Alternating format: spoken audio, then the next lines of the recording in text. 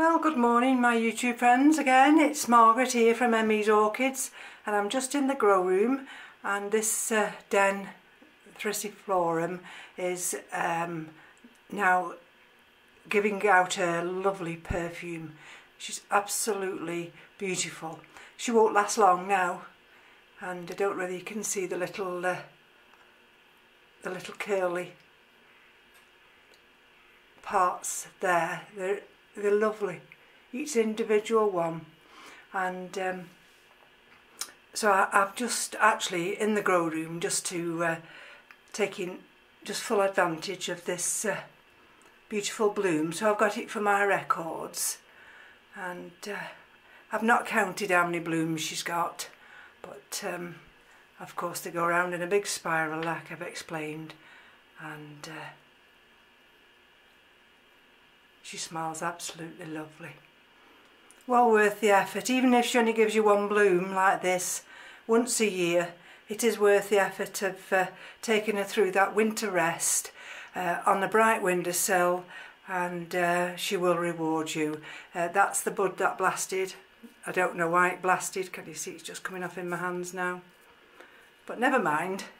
And so basically what I'm doing today, you can just bear with me, I'm trying to just capture these last blooms. If I bring this other little Dendrobium here, and there we go. Now the reason I'm bringing this one just to catch the remnants of it, you see that one just gave me a single bloom, and look how big she was. I mean big. There's my thumb.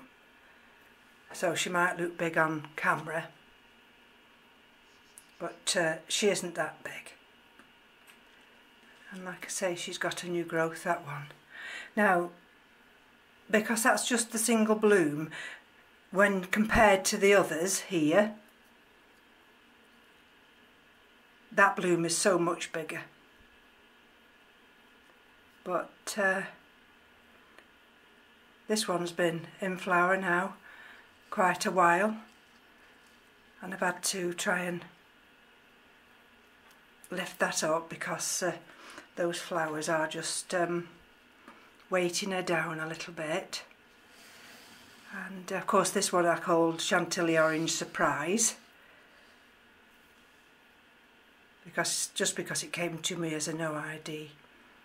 We probably know what she is, but I don't want to take a name that didn't come with her. But she's lasted quite well. There's absolutely no perfume at all. I suppose that's the only downside. Sometimes you don't get a perfume with some of these hybrids.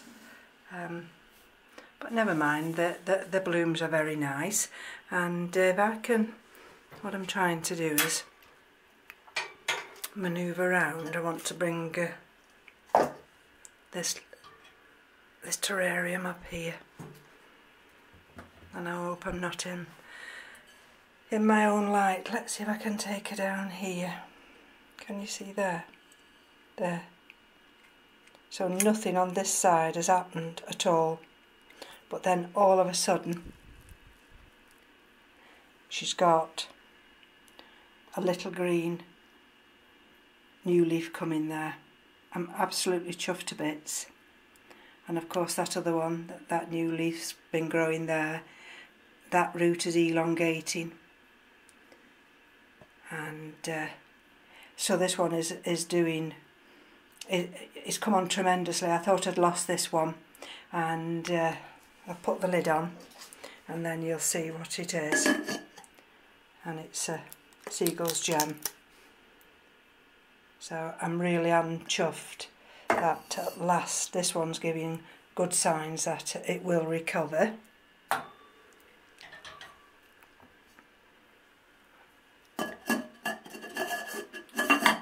Let me just see if I can bring, I think the camera's much better if I bring them closer.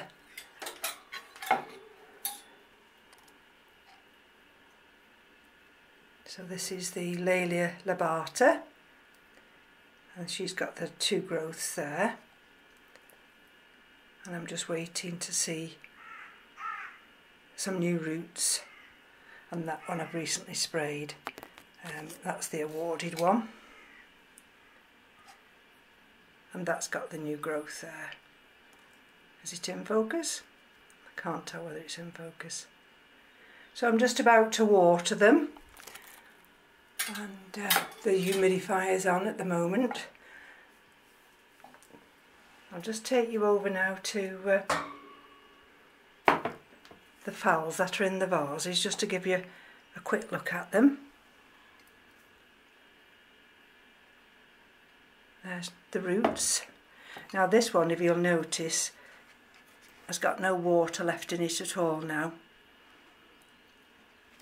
and some of those roots are still palish green, but because this has got no water at all,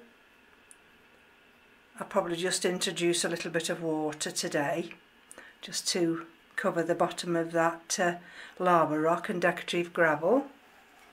I'll take you. I'll keep showing my subscribers how these phals are going on, because some of them are trying this method, and so if I give you regular updates of how mine are going on. You see this one, even though there's no water at all, that's still hydrated. So, sorry, this one won't get any water today. Now, which one was I going to show you? Just bear with me. I don't know if it's the one I've just put back. Let me just have a quick look whether it's that one.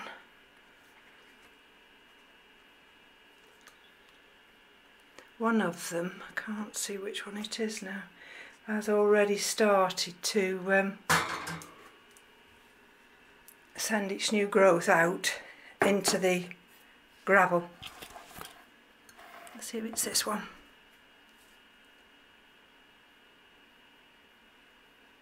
Not sure whether it's this one. Anyway, you see that one's still got plenty of moisture. So this one won't be watered today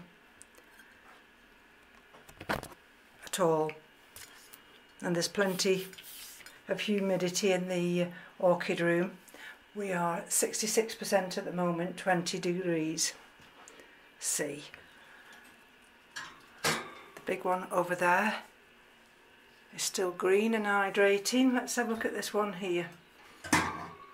This doesn't seem to be doing much at the moment, but that's got enough moisture in there. And let me just have a look round here. Yeah. So there's no signs yet of any green tips appearing anywhere, but you know, she's still got this leaf growing here, so she's doing absolutely fine. Now, if you just bear with me a minute, I'll try and get up and see what else I can show you. Just give you a quick overview. That's the little Dendrobium williamsii, and that new growth. If you remember, this one had a touch of spider mite, which I've managed to clear, and that new growth's coming on a treat. In fact, they've got 2 leaves there, and it looks as though she's got another leaf coming in the middle, so she's doing really well. Let me have a look if I can bring anything else down for you to have a look at. If you want to just bear with me a minute.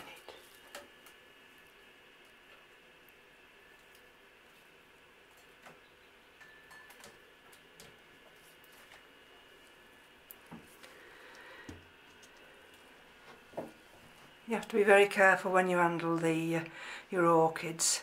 Now this one, this is my hieroglyphica, and she's in this little basket here, and she's got these roots. But you notice she's just a little bit loose. I just need to And you see where she's just a little bit loose there. You see that root hasn't anchored down. She's got this one here, but I might just get a piece of a stone or something like that, and I'll just try and anchor that one down just to make her feel a little bit more firm until those other roots can anchor themselves.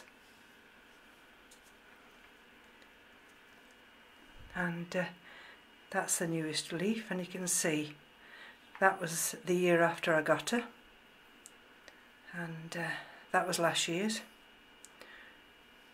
Might have been the year before, sorry, and that was last year's. So at last now, like I say, it's taken me such a long time to understand my orchids and their needs, and each one's different, even the hybrids are different, and until you can understand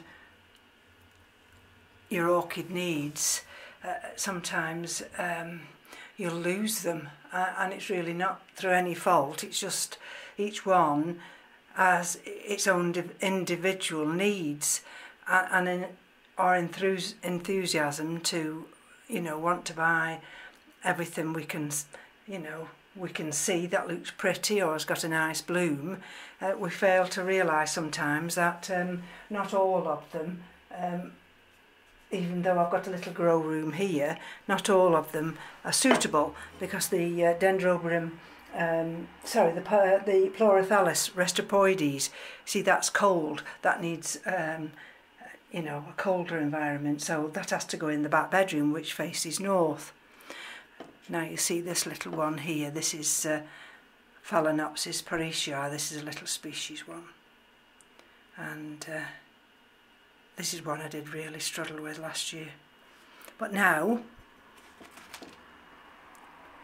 you see, now I know what her requirements are, and she's coming on a treat. I do love the species, but they are a lot more, well, I find them much more difficult to raise, especially if you only get you know, a very, very tiny plant. So just bear with me a minute, and I'll just get up now and see whether or not it'll let me. It goes out of focus when I get up. I do apologise about that. This is the Laelia autumnalis.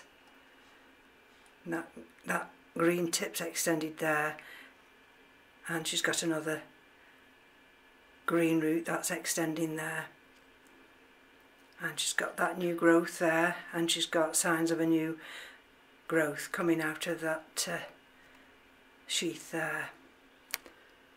And of course it's just finding what your orchid likes, and I mounted this last year still with that piece of bark on it, and she seems to like that piece of wood, so she's doing fine, that one is. That's the big Phalaenopsis that I thought I'd damaged beyond repair. Sometimes I still look at her and think, well, you know, really, should I let it continue blooming? But she sent out a new leaf, so I think I'll let it bloom, because this is the big white phal, and this is the one I always forget, Phalaenopsis tetraspis, and she's giving me a new leaf there, and this inflorescence.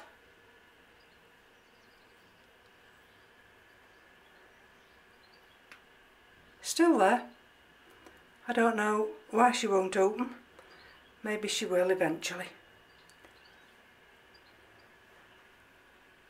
The cattleyas here are all due to be watered today, and that's the Epidendrum radicans.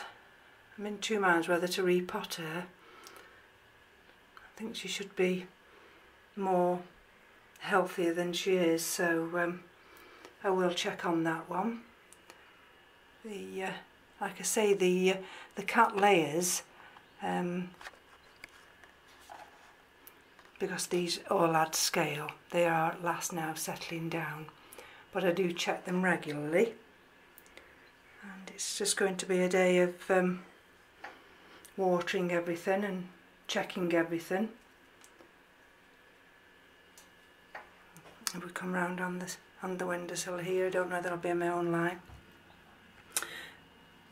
This is the Pleurothallus Restropoides, and I bring them into this room in an evening because the humidity's been high in this room during the day. Last night it was up to 78 degrees, and then it goes cool. It was down to 17 this morning in here. So at least to get the remnants of the humidity that's been in the room. And because it's a dull day at the moment, I've not actually moved them from this room into the north-facing back bedroom. So I'll just pan over here, and let me just have a check at this. This is the Dendrobium polyanthum. I was watching Roger's video yesterday, and goodness gracious, he decimated the plant the Dendrobium he was repotting while he mounted it, and this one actually, to be fair to Roger, I did exactly the same, because sometimes when they come and they have the root ball which is round, it doesn't always fit on a mount. So this has been dormant all winter, and I keep looking for signs of any new growth. There might be one just coming there, can you just see? And see whether I can see any root activity, but it's a little bit slow, this one is. Never mind. We're only just really into spring, and I don't think there's anything else. So I'll call it a day, and desperate to see these Kingianums flower. I don't know when they will do, but we just have to, that's the thing with orchid growing, you just have to be patient, because they will only grow when they're ready to grow. So it's from me to you today. Take care, and we'll speak again soon. Bye bye now.